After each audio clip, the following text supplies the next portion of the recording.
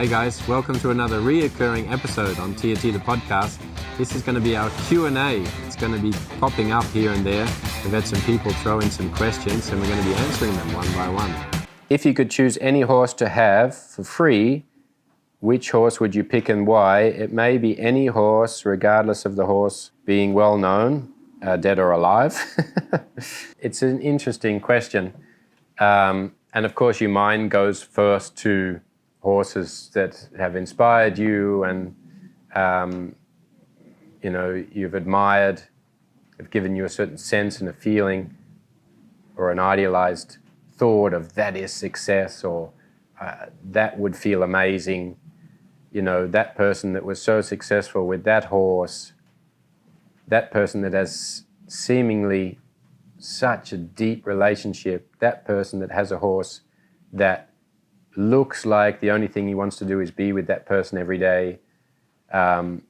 You could think about horses, dead or alive, legends, or someone that just has a horse that you know of and you admire the things that they're able to do with the horse, or you admire the things that, the connection they have, the relationship they have. But I think the reality is that only happens in that moment with that person and that horse, because that's who they are and that's who the horse is, and that's the moment in their life where that horse and that person came together. And let's face it, in our eyes, when we see the narrative of something that inspires or is brilliant or we wish we had, it's always combination of horse and human. A lot of the time. There may be a movie where you see, a horse running free, or a horse might be, I wish I had Black Beauty because I want to also every day watch that horse run across the field and look so free and beautiful as he did on the movies. But a lot of the time it's to do with the interaction and the connection, the conversation and the ability that, someone had such a deep connection with that horse and they were able to produce something really, really special and unique that you don't really see anywhere else. And that's the whole point of it, that it is unique to that person and that horse. That chemical combination and the ingredients that both horse and rider brought together was, in that moment, what was meant to happen. And that's why the brilliance and the magic appears. And there's also moments in time, where you see, particularly in dressage, riders have their moment. They have their horse. You hear riders talk about the horse of their lifetime that they can't replicate. And that's what makes it so special and unique, because it is that moment in time. You can't go back to that one Olympics. For instance, what's the combinations? Charlotte and Vallegro. Look at the story that comes with that combination.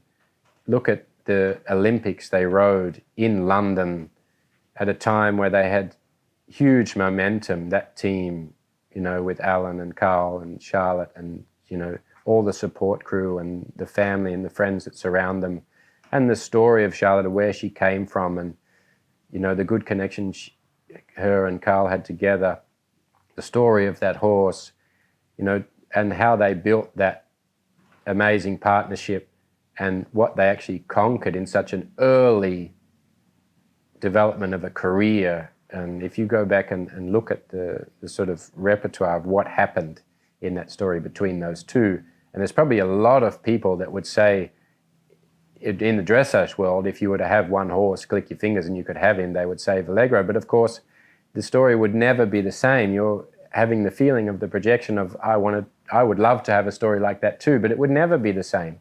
And it's always that moment in time, getting Charlotte to have a horse like that in that point of her career, to ride in London, in her home country, and to win gold. And, those moments you can't relive. So for me, I appreciate those stories and magical moments and connections that people have. I also have that on the online. I see people that genuinely having difficulties and they, of course, want to get rid of the undesired behaviors. They think they have a problem. I see them having a blessing. They're having that horse that makes them search and go deeper in understanding themselves and understanding their horse. They're going to places and they're discovering new areas and moments in their life they would never have if they didn't have that horse that pushed them to further develop their knowledge. And I appreciate that. I appreciate people's journeys and the connection, and when they find a horse that really drives them to go further in their progression, to go to the next level, to step it up in all areas of your life, because you need to do that. That's what horses is doing for me. It's, you know, that it's that development, that self-knowledge, self-development. It's that eternal goal that is actually never meant to be met. So if I was to say, which horse would I love to have, it would be my next one.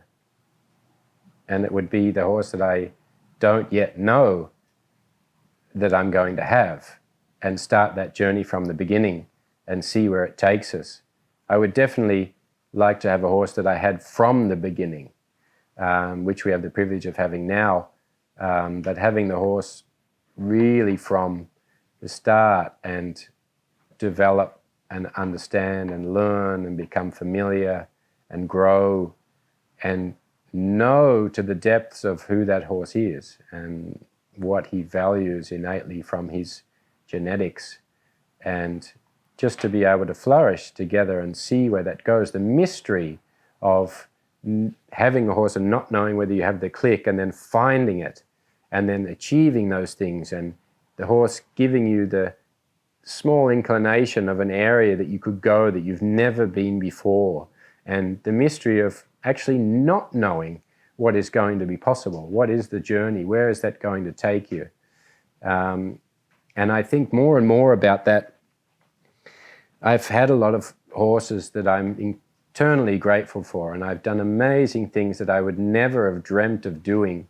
I couldn't imagine it. I couldn't write it. If someone said to you, what is the thing you really want to do with a horse? If I was to write it and then I got that horse a little bit down the track and we went along that journey, most of it has surpassed any kind of thing I could have imagined or written prior to having started that journey with that horse.